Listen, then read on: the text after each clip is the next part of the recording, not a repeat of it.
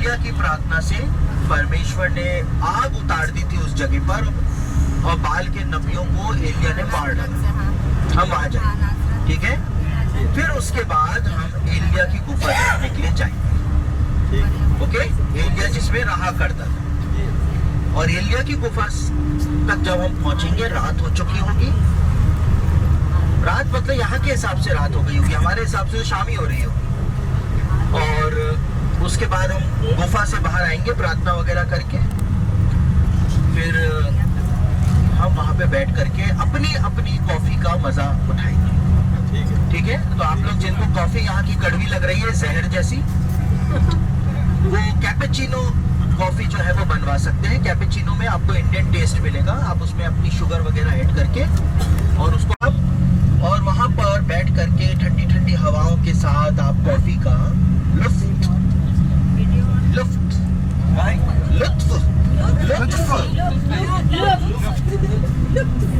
नहीं, लुत्फ तो गायब होना होता है। मजा उठाएंगे, ठीक है, मजा उठाएंगे।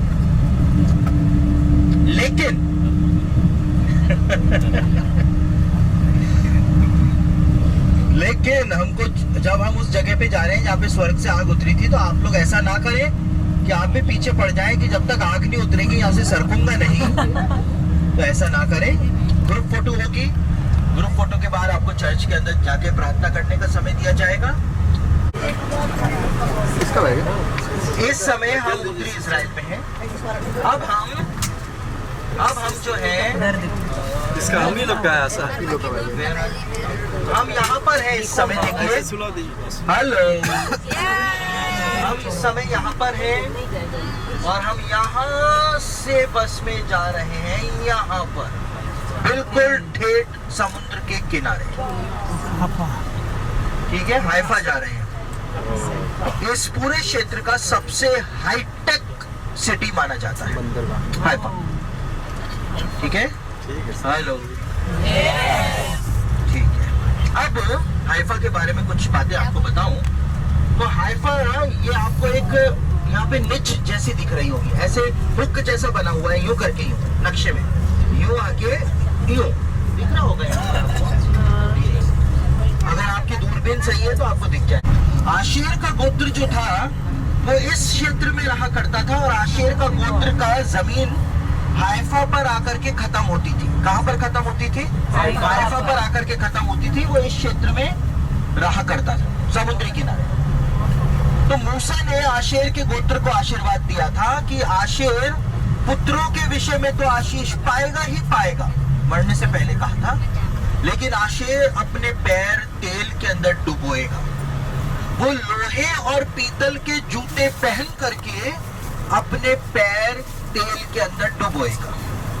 मैं वापस बोल रहा हूँ, मूसा ने मरने से पहले क्या आशीर्वाद दिया था आशेर के गोत्र को? आशेर पुत्रों के विषय में तो आशीष पाएगा ही पाएगा, लेकिन आशेर अपने पैर तेल में डुबोए, वो पीतल और लोहे के जूते पहन करके अपने पैर तेल के अंदर डुबोएगा। मूसा ने ये भविष्यवाणी कर दी थी, आशीष दे दी थी किसको? आशेर के गोत्र को।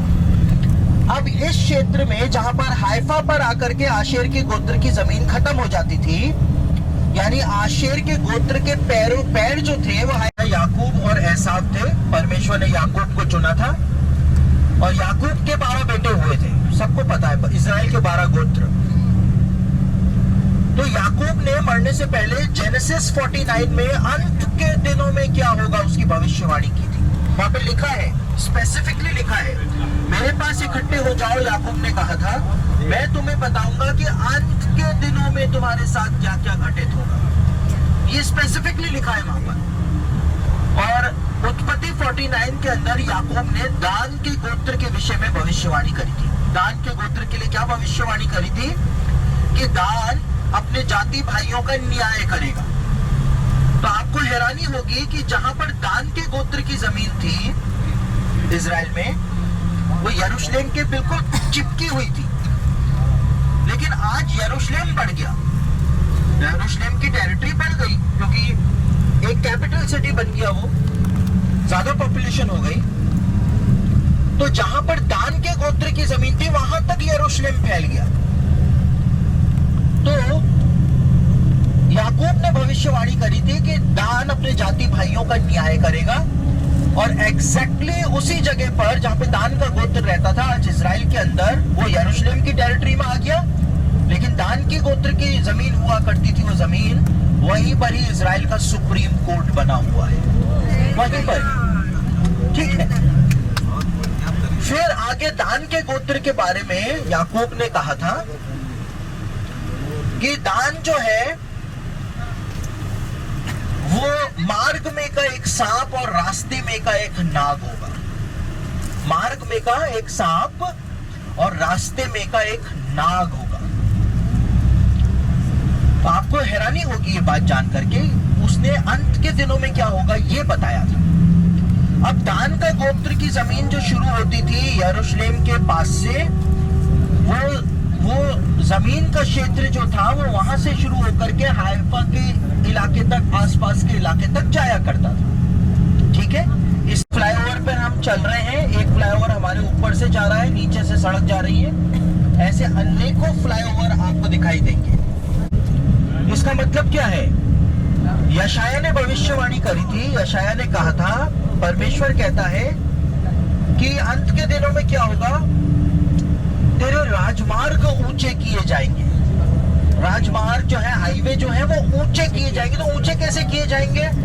फ्लाईओवर बनाए जा रहे हैं, ऊंचे किए जा रहे हैं, पुल बनाए जा रहे हैं, पुलिया जिसको कहते हैं हम, पुलियाएं बना करके राजमार्ग ऊंचे किए जा रहे हैं। तो ये भविष्यवाणी भी आप अपनी आंखों से देख रहे हैं। यहेजकेल ने कहा था, यहेजकेल ने भविष्यवाणी करी थी, परमेश्वर कहता है कि पहाड़ों के ऊपर इजरायली आएंगे और घर बना करके बस जाएंगे। आप अपने लेफ्ट हैंड पर देखिए और गवाही देख लीजिए कैसे पहाड़ों के ऊपर घर ही घर, अपार्टमेंट्स, बिल्डिंग्स, सब कुछ बने हुए आपको वहां पर दिखाई देंगे। हाँ, आप बाइबल के अंदर चल रहे हैं, हम बाइबल टाइम्स में जी रहे हैं क्योंकि बाइबल की बातें पूरी हो रही हैं।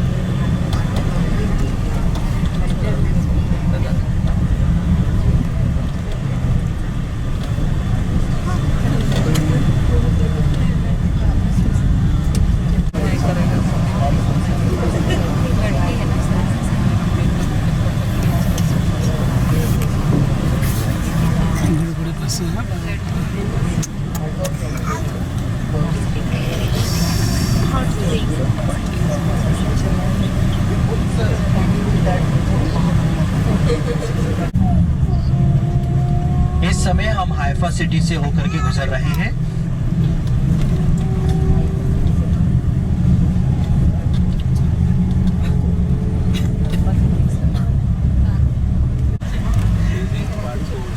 इस समय हम दुनिया के अंदर जो एक बहाई रिलीजन पाया जाता है, तो बहाई रिलीजन का जो एक होली स्पॉट है, उनका भी एक होली स्पॉट है। उस होली स्पॉट के सामने से हम लोग होकर के निकलेंगे, जिसको बहाई गार्डन के नाम से जाना जाता है।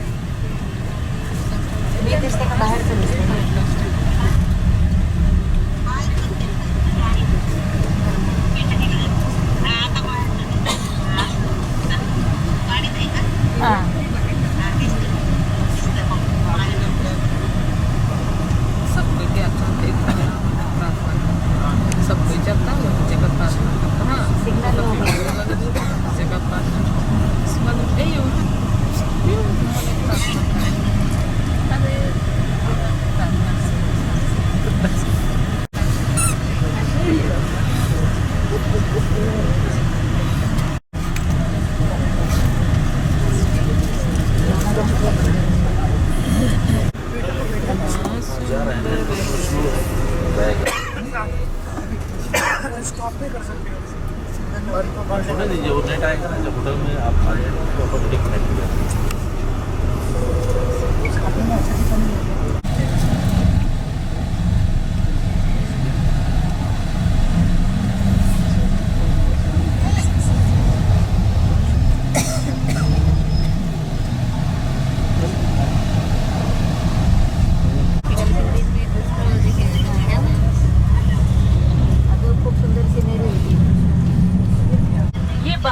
गार्डन है, देखिए हम मुड़ रहे हैं राइट साइड में।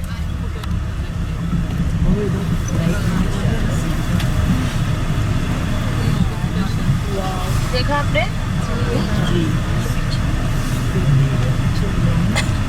अभी हमारे लेफ्ट साइड में आएगा।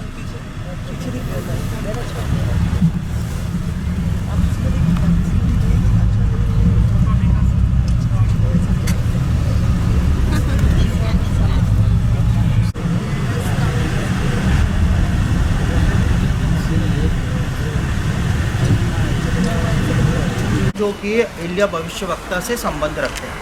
Okay, one of them is Stella Maris. इसको स्टेला मारिस कहते हैं That's a Latin word, means star of the sea in English. और ये स्टेला मारिस का मतलब होता है लैटिन भाषा में कि समुद्र का तारा। And we have another monastery belongs, as I said, to Prophet Elijah. It's called Al-Muhraqa. और एक और मॉनेस्ट्री है जो एलिया भविष्यवक्ता को समर्पित की गई है, उसको अल मुहर्रका कहा जाता है। We cannot visit this one today because they usually shut down at 4 o'clock.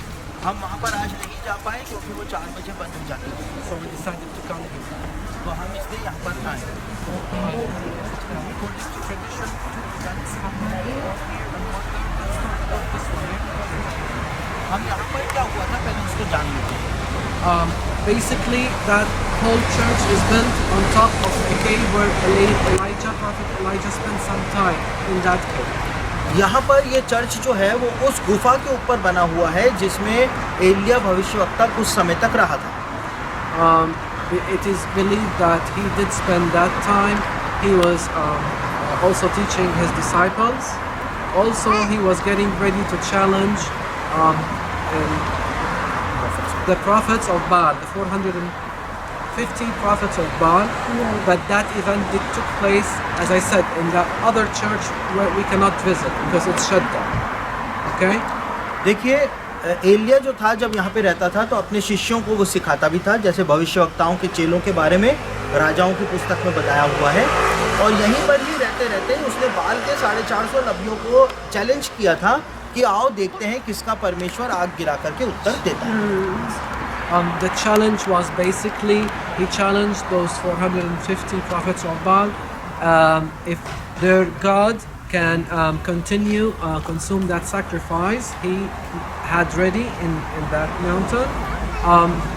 It was missing the fire, so they kept almost all day long praying for their God, okay, pagans, to light the fire to consume that sacrifice, and they were not successful. Okay. Elia जो था उसने 450 नबी जो थे बाल के उनको challenge किया था कि आओ देखते हैं कौन आग गिरा करके बलिदानों को भस्म करता है। और उस 450 नबी जो बाल के थे वो पूरे दिन मेहनत करते रहे, पुकारते रहे अपने देवताओं को, लेकिन किसी ने भी आग उतार करके उत्तर नहीं दिया। That's why if you look behind you on top of the door, the emblem of Prophet Elijah is a hand holding a fire torch. See that? देखिए यहाँ पर आपको इस चर्च के ऊपर जो आपको एलिया का एम्ब्लम दिखाई देगा, उसमें वो हाथ के अंदर एक मशाल पकड़े हुए दिखाई देगा। You see the hand and then the torch with fire? Yeah. Okay, the hand is going this way and the torch is going this way.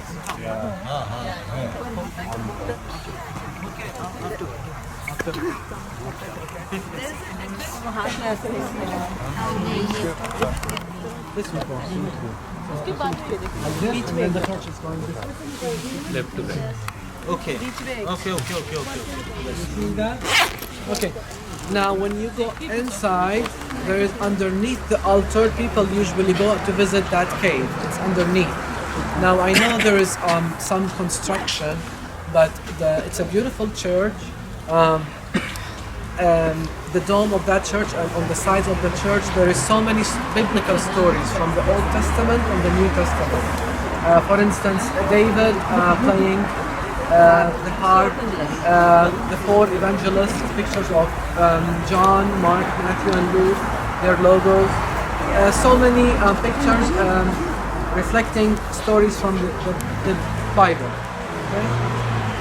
देखिए अंदर कंस्ट्रक्शन चल रहा है वो केव के वहाँ पर, We get to see the cave. लेकिन आप फिर भी वहाँ पे जा सकते We can visit the caves. हैं, आप विजिट कर सकते हैं उस केव के अंदर भी जा कर के, गुफा में जा कर के वहाँ पे प्रार्थना भी कर सकते हैं, सिर्फ प्रार्थना करेंगे। और आप पूरा चर्च भी देख सकते हैं, बहुत सुंदर चर्च है। वहाँ पे मत्ती मरकुस लूका यूहन्ना की तस्वीरें भी लगाई गई हैं, उनके एम्बलम भी लगाए गए हैं, तो पूरे चर्च के अंदर भी आप विजिट कर सकते हैं। Okay, so if they want to go. तो अगर आप जाना चाहते हैं तो अब आप जा सकते हैं, और जब आप फ्री हो जाएं तो वहाँ पर कॉफ़ी शॉप है जहाँ से हम आए हैं, वहाँ पर ही हम लोग सब चीज़ें इकट्ठा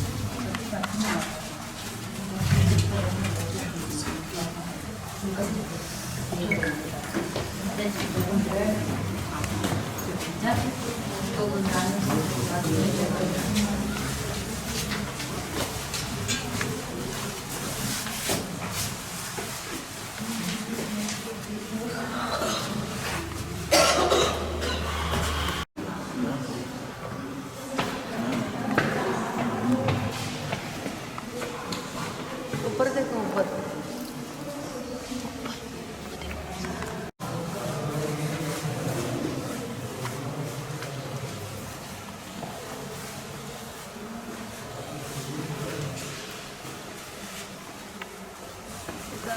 हाँ